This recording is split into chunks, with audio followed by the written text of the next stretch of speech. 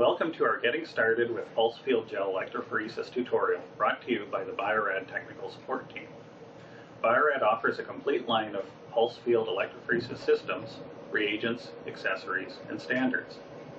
In this tutorial, we will show you how to assemble your system, how to prepare your buffer and gel, how to load your samples, and also how to start the run. Finally, we'll show you some basic troubleshooting techniques.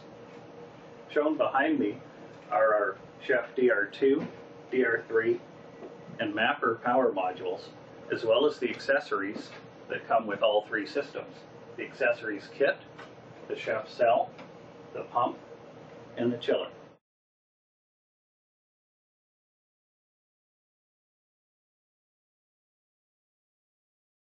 In this segment, we will be setting up a Chef Mapper, but the tubing and accessories provided will be the same whether you receive a Mapper, a DR2, or a DR3. Please be aware that you will receive tubing in a single section and will need to cut it to a length that's appropriate for your setup.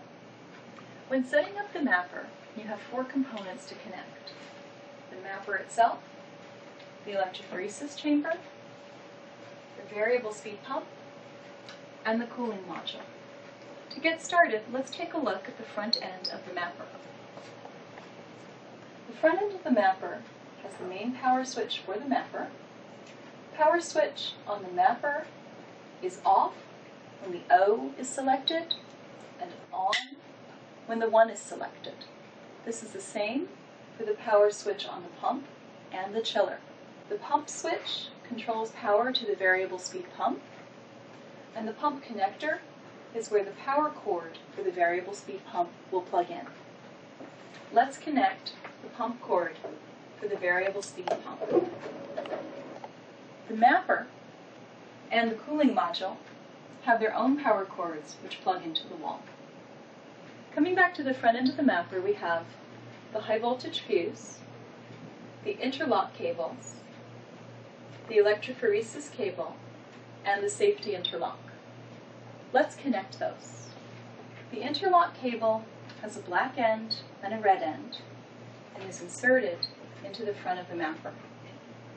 It does not matter whether you put the red end or the black end to the right for the purpose of completing the interlock. The electrophoresis cable is a 25-pin male end cable. The female end of this cable has been pre-attached to your gel box. When inserting the electrophoresis cable into the front of your Mapper, it's important to make sure that the tab is facing downward so you can insert it into the slot at the bottom of the connection. Insert the slot, seat the cable, and tie down the screws to make sure that the cable is seated firmly.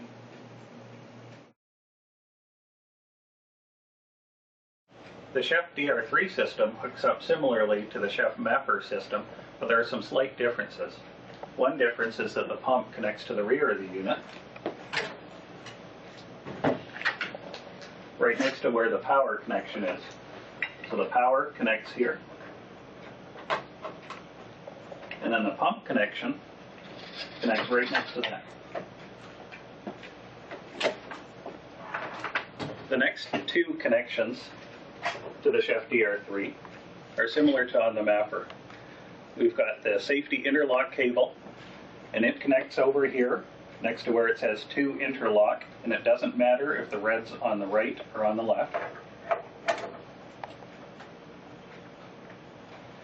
And the electrode cable, with its own integrated interlock, plugs right next to that, with the interlock facing down. So it plugs in, and then the thumb screws are tightened. The Chef DR2 hooks up differently from the Chef Mapper and the Chef DR3. There are two power connections, one for the Chef DR2 drive module and one for the control module. Both are on the rear of the units.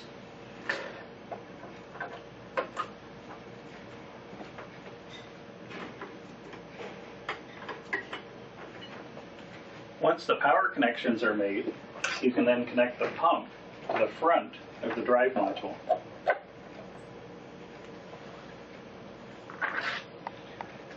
Once those connections are made, it's time to connect the control module to the drive module. The first connection will be on the from power supply connection up to the control module.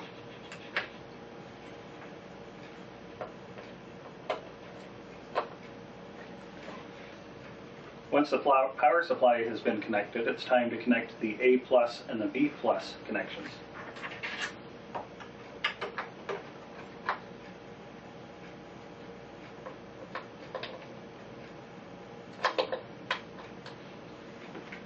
And once those connections are made, it's now time to connect the electrophoresis cell over to the system. First is the interlock cable, and it can go in either orientation, with the red on the left or the red on the right. So the final connection is connecting the multi-pin electrophoresis cable to the front output of the DR2. Older systems don't have the safety interlock underneath the multi-pin connector, and newer cells, their cables do have this interlock. So if you've got an older system, you'll have to remove the safety interlock from the cable. You do this by removing the Allen screws on either side of the connector and sliding the interlock off. Once that's done, you can then plug in the connector. When running a pulsed field electrophoresis experiment, it's important to control the temperature within the gel box. This can be achieved in two different ways. The cooling module itself has the ability to monitor its own temperature and to regulate its temperature. There is an internal sensor in the cooling module which achieves this. In addition, there is another sensor within the gel box, in the back of the gel box here. This sensor also monitors the temperature of the run. In order to make use of this sensor for further regulation of temperature, it's necessary to connect a cable between the cooling module and the electrophoresis cell. The cable that's used to connect the temperature probe to the cooling module is a 9-pin serial cable. The female end is connected to the back of the cooling module, and the male end is connected to the back of the gel box. Most of the tubing in the chef systems is connected through quick-release fittings. There are two kinds of quick-release fittings which work together: the male quick-release connector and the female quick-release connector.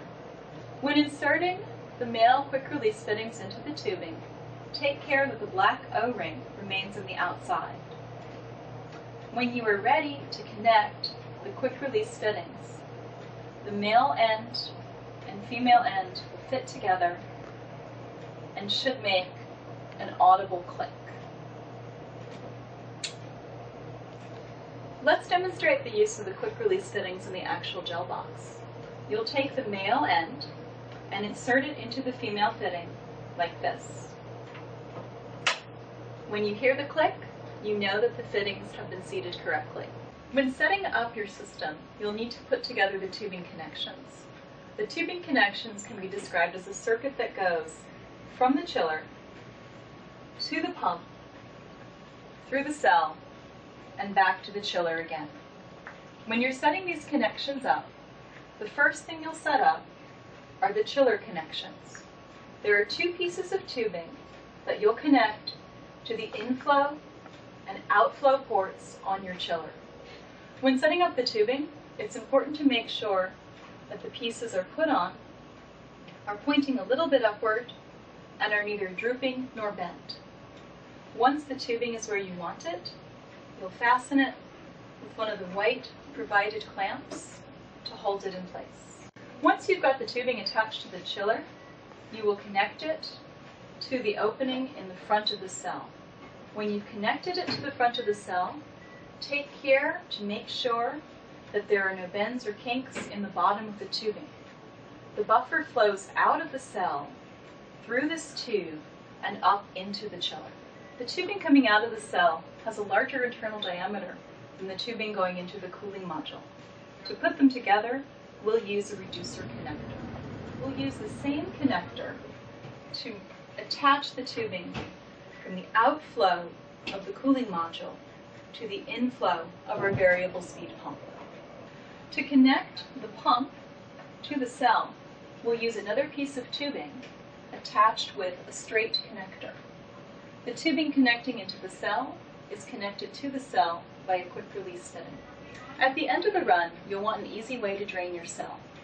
What you can use is a small piece of tubing with a male quick release fitting that can be inserted into the female connector in the buffer drain port located on the front right of your cell.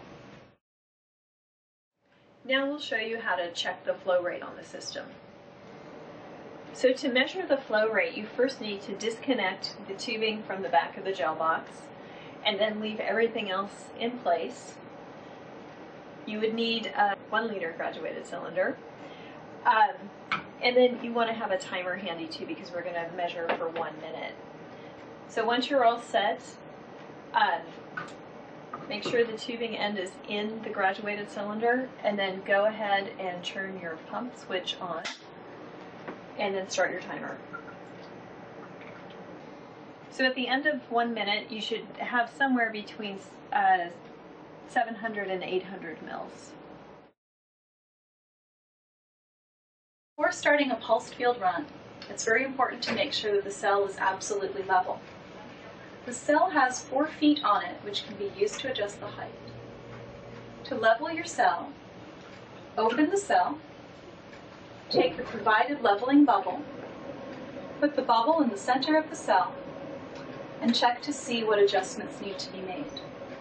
When you're ready to move the feet on the cell, you can do that as follows. Lift up the cell, take hold of the feet, and turn them up or down to change the height as necessary.